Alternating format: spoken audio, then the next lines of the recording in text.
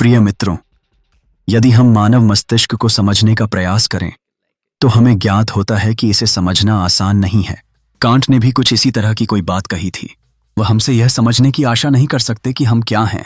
हो सकता है कि हम एक फूल या एक कीड़े को तो समझ लें, किंतु हम अपने आप को कभी नहीं समझ पाएंगे, और इससे भी कम हम विश्व को या यूनिवर्स को समझने के योग्य है।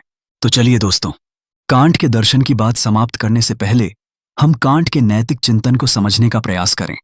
तर्क बुद्धि और इंद्रियों से ज्ञान प्राप्ति के संबंध में ह्यूम के संदेहवादी दृष्टिकोण ने कांट को जीवन के महत्वपूर्ण प्रश्नों के बारे में पूरी तरह और नए सिरे से फिर विचार करने के लिए बाध्य किया। नैतिकता का क्षेत्र इनमें कम महत्वपूर्ण नहीं था। क्या ह्यूम ने यह नहीं कहा था कि आप कभी यह साबित नहीं कर सकते कि सही और गलत क्या है? आप है वाले तथ्यात्मक वाक्यों से चाहिए वाले मूल्यपरक वाक्यों के बारे में कोई निष्कर्ष नहीं निकाल सकते। ह्यूम के अनुसार न तो हमारी तर्क बुद्धि और न ही हमारा अनुभव यह तय करता है कि सही क्या है और गलत क्या है और इनके बीच अंतर क्या है। यह तो केवल भावनाओं का मामला है। ह्यूम के इस मत का तार्किक प्रत्यक्षवादी आंदोलन के साथ अधिनीति शास्त्र के संवेगवादी सिद्धांत पर भी गहन प्रभाव पड़ा, लेकिन कांट के लिए यह आधार बड़ा हल्का या झीना था। कांट ने हमेशा से ही यह महसूस किया कि सही और गलत के बीच का भेद तर्क बुद्धि का मामला है, भावनाओं का नहीं। इस बारे में इमैनुअल कांट तर्कवादियों से या बुद्धिवादियों से सहमत था, जो यह कहते थे कि सही और गलत के बीच भेद करने की योग्यता मानवीय तर्क में अंतर्निहित है।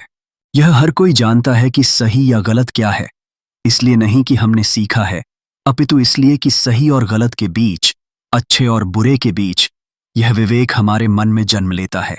कांट के अनुसार हम में से हरेक के पास एक व्यावहारिक तर्क बुद्धि है, यानी यह बुद्धि जो हर मामले में हमें सही और गलत का ज्ञान कराती चलती है। अब सवाल उठता है कि क्या यह सही और गलत का ज्ञान प्राप्त करने वाली मानवीय समझ जन्मजात है? कांट के अनुसार सही और गलत की पहचान करने की योग्यता उतनी ही जन्मजात है जितने तर्क के अन्य लक्षण। उदाहरण के लिए, जैसे हम सब बुद्धिमान प्राणी हैं और हमें बोध है कि सभी वस्तुओं में या घटनाओं में कार्य कारण संबंध है, हम सभी समान रूप से वैश्विक नैतिक नियमों तक पहुंच रखते हैं। इस नैतिक नियम की वैसी ही संपूर्ण वैधता है जैसी कि भौतिक नियमों की होती है। हमारी नैतिकता में यह उसी तरह का आधार रखता है जैसे कि यह कथन कि हर होने वाली घटना का कोई न कोई कारण है, या 7 + 5 = 12 होते हैं। जैसे ये कथन हमारी बुद्धि के लिए बुनियादी हैं। और कांट का यह नैतिक नियम क्या कहता है? चूंकि यह हर अनुभव से पहले आता है, इसलिए यह औपचारिक या फॉर्मल है। इसका अर्थ हुआ कि नैतिक निर्णय करने में यह किसी परिस्थिति विशेष से पैदा नहीं हुआ है, क्योंकि यह सब लोगों पर, सभी समाजों में ये नैतिक नियम हर समय लागू होते हैं। अतः यह आपसे यह नहीं कहता कि अमुक स्थिति में आपको यह या वह करना है। यह कहता है कि सभी स्थितियों में आपको सद्व्यवहार करना ही है। वैसे भी ऐसे नैतिक नियम की क्या तुक है जो आपके भीतर आरोपित है, फिर भी इससे आपको किसी विशिष्ट स्थिति में निर्णय लेने में कोई सहायता नहीं मिलती। इस प्रकार कांट नैतिक नियम को स्पष्ट अनिवार्यता के रूप में, निरपेक्ष आदेश के रूप में प्रतिपादित करता है। इससे उसका अभिप्राय है कि नैतिक नियम कैटेगोरिकल या अकाट्य है, यह कि यह सभी स्थितियों में लागू होते हैं। इसके अतिरिक्त यह इम्पेरेटिव अथवा अनिवार्य है, जिसका अर्थ है कि यह नैतिक नियम आदेशात्मक है और इसलिए संपूर्णतः सत्ताधिकृत है। कांट इस कैटेगोरिकल इम्पेरेटिव को, इस निरपेक्ष आदेश को कई तरह से बनाता है या बताता है। प्रथमत, कांट कहता है केवल उसी सिद्धांत के अनुसार काम करें जिसके द्वारा आप उसी समय यह इच्छा भी कर सकें कि यह वैश्विक नियम बने। इसलिए जब हम कुछ करते हैं, हम यह सुनिश्चित कर ले कि हम इसी तरह की समान स्थिति में सभी से ऐसे ही नैतिक नियमों के पालन करने की इच्छा रखते हलें। केवल तभी ही हम अपने अंदर स्थित नैतिक नियम के अनुसार काम कर रहे होंगे। कांट कैटेगोरिकल इम्पेरेटिव को इस रूप में नियम स्तर प्रदान करता है। ऐसे तरीके से काम करें कि आप मानवता को अपने प्रति या किसी भी अन्य के भीतर कभी भी अपने स्वार्थ पूर्ति के साधन के रूप में व्यवहार न करके सदैव और काम करते समय उद्देश्य के रूप में, साध्य के रूप में व्यवहार करें। अतः दोस्तों, हमें दूसरे लोगों का अपने लाभ के लिए, अपने स्वार्थों के लिए शोषण नहीं करना चाहिए, कभी नहीं।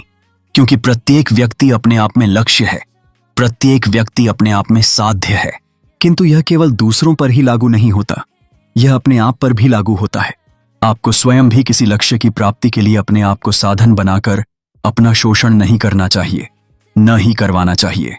यह मुझे एक स्वर्णिम नियम की याद दिलाता है कि दूसरों से वैसा ही व्यवहार करो जैसा अन्य से अपने प्रति व्यवहार चाहते हो।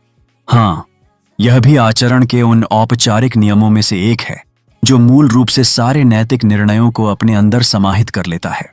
आप यह कह सकते हैं कि आपका स्वर्णिम नियम वही कहता है जो कांट का नैतिकता का वैश्विक नियम है, किंतु निश्चय ही यह एक दृढ़ कथन है। इस बात में संभवतः ह्यूम सही था कि हम तर्क से यह सिद्ध नहीं कर सकते कि सही क्या है और गलत क्या है। कांट के अनुसार नैतिकता का नियम उतना ही संपूर्ण एवं उतना ही वैश्विक है जितना कि कार्य कारण का सिद्धांत यानी कारणता का नियम। इसे भी तर्क से सिद्ध नहीं किया जा सकता, किंतु फिर भी यह संपूर्ण है और अपरिवर्तनीय है, इससे कोई इनकार नहीं कर सकता।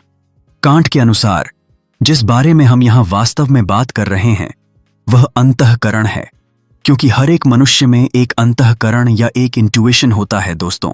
हाँ, जब कांट नैतिकता के नियम का वर्णन करता है तो वह मानव अंतःकरण का ही वर्णन कर रहा है। जो हमारा अंतःकरण कह रहा है उसे हम तर्क से सही या गलत सिद्ध नहीं कर सकते, किंतु फिर भी हम इसे जानते हैं। कभी कभी हम दूसरों पर दयावान, क्षमावान, स्नेहवान या उनके लिए सहायक बनते हैं क्योंकि हमें मालूम है कि इसके कुछ न कुछ लाभ हैं। यह लोकप्रिय होने का एक तरीका भी हो सकता है। किंतु दोस्तों, ऐसे में जब हम दूसरों के प्रति दयालुता या सहानुभूति का प्रदर्शन करते हैं तो हमारी सहानुभूति का कारण संस्कार और समाज हो सकता है, लेकिन वास्तविकता यह है कि नैतिक कार्य को मौलिक तौर पर शुद्ध कर्तव्य की भावना से किया जाना चाहिए। जब हम किसी काम को केवल शुद्ध कर्तव्य भाव से करते हैं तभी इसे नैतिक कार्य कहा जा सकता है।